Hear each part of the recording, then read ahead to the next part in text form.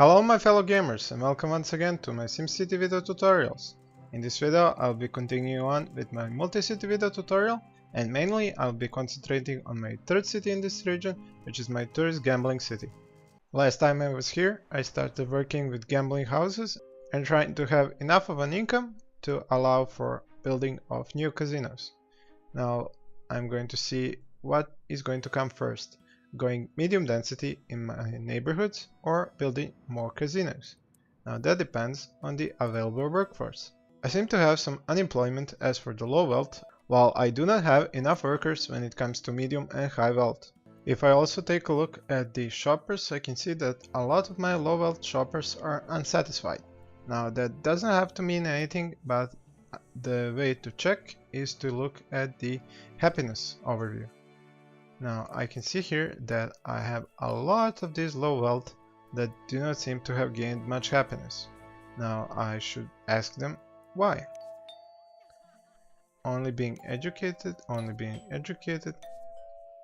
There are great places to shop. Can't find places to shop. Where is the shopping in this city? So it would appear that it is possible that the problem is being that they do not have enough shops. And that is confirmation for this fact here that says that I have 670 unsatisfied low-wealth shoppers. Since I do have some of them unemployed, I can turn some of these residential into low-wealth shopping.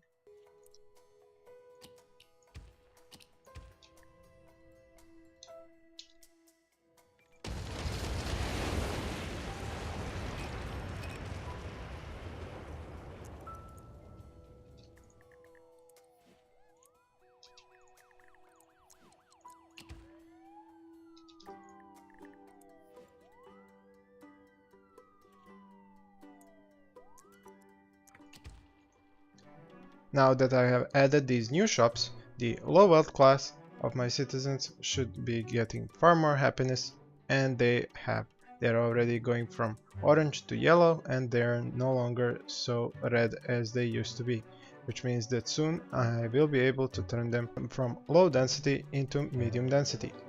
As for the high wealth, you can see that they are already ready to go to medium density.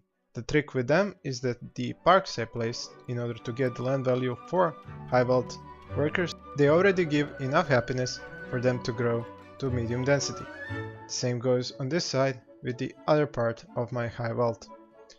Also, some of the medium wealth are happy enough to go to medium density because they have access to both parks and shops. They are also being educated, which is an extra bonus. If I take a look at my population overview again, I can see that I have a lot of unfilled medium and high wealth jobs. That means that I should increase the density of some high wealth and medium wealth homes and get some more of those workers. The first thing that I have done is chosen where exactly am I going to go medium density, because as I told you in my previous videos, in order to control traffic you have to control the zoning, and you control the zoning by allowing buildings to go medium density on only one side of the street.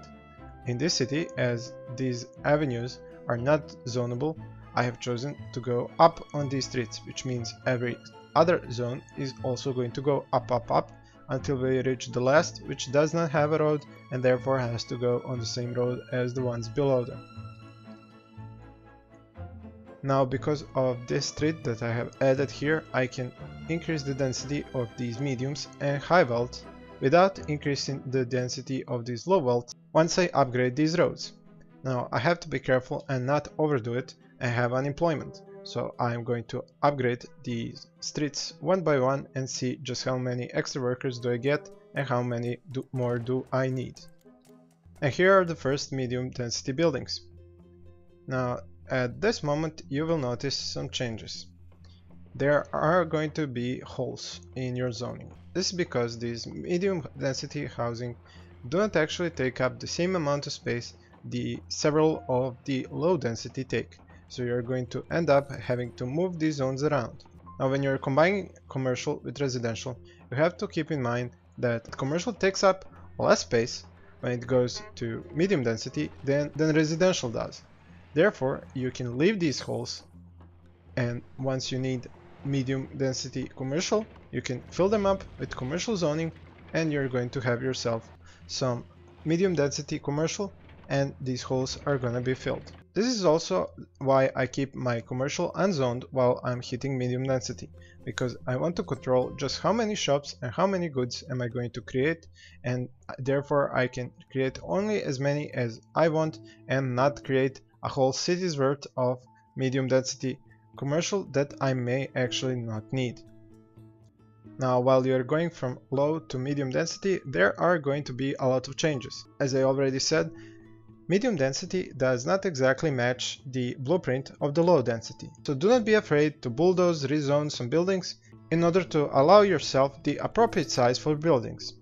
As you can see with an example right here, this park and this high wealth medium density home have left an empty space here.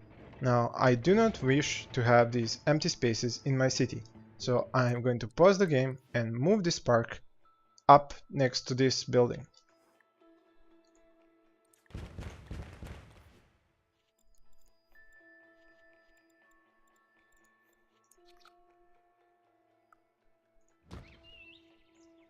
Now for this hole to be filled, I have to bulldoze the building that was being created here and make it rebuilt again. Now I again have a problem, because this park only takes half of this room. This high wealth house has taken up the rest. Now I do not wish to have this, so again I'm going to bulldoze, then I'm going to unzone and leave that room unzoned. Then I'm going to zone up next to the park and see if this home is going to take up the space. Now it is still going to give me trouble because it will not be able to go to medium density because this park is right behind it.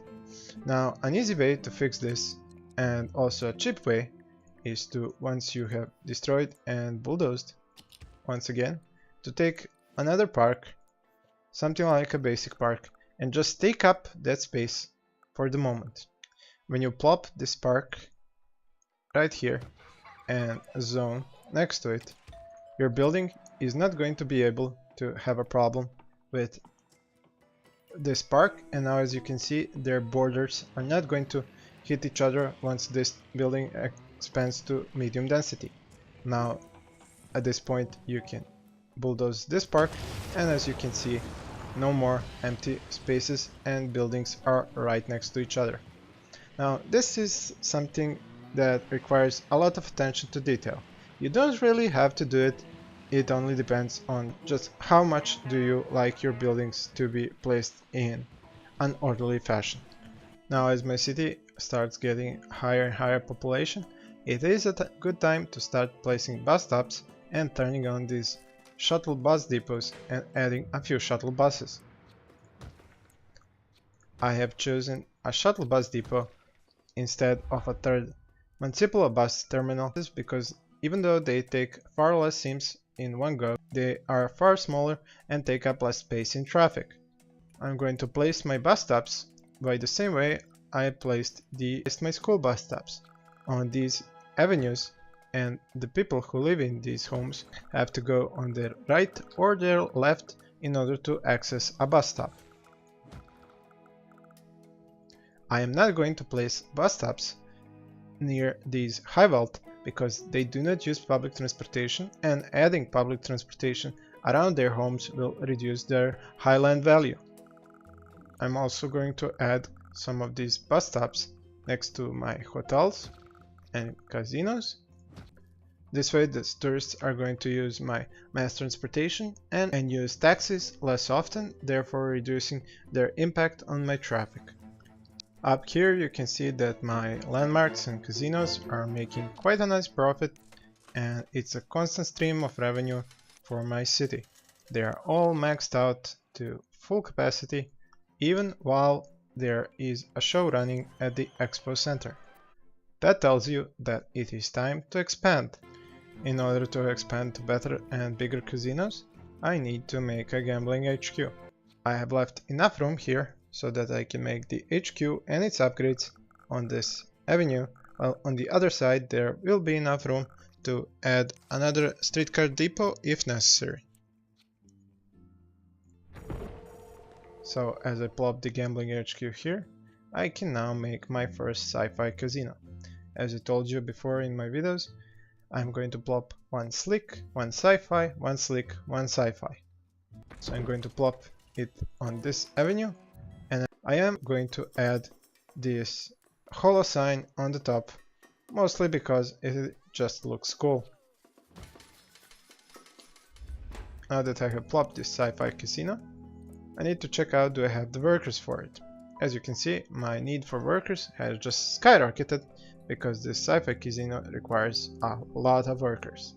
That means it is time to see about going to medium density for my low wealth workers as well as the other ones. As I take a look at the breakdown of my tourists, I can see that almost half of my tourists are medium tourists. That means that it is not a bad time to add some more medium wealth hotels. Now, as I told you in my previous video, I have this medium park here, but it has been turned off up until now. I'm going to turn it on, and now the land value around these landmarks have gone up to medium value. Now it is possible for me to zone these hotels once more, and they're going to go to medium wealth.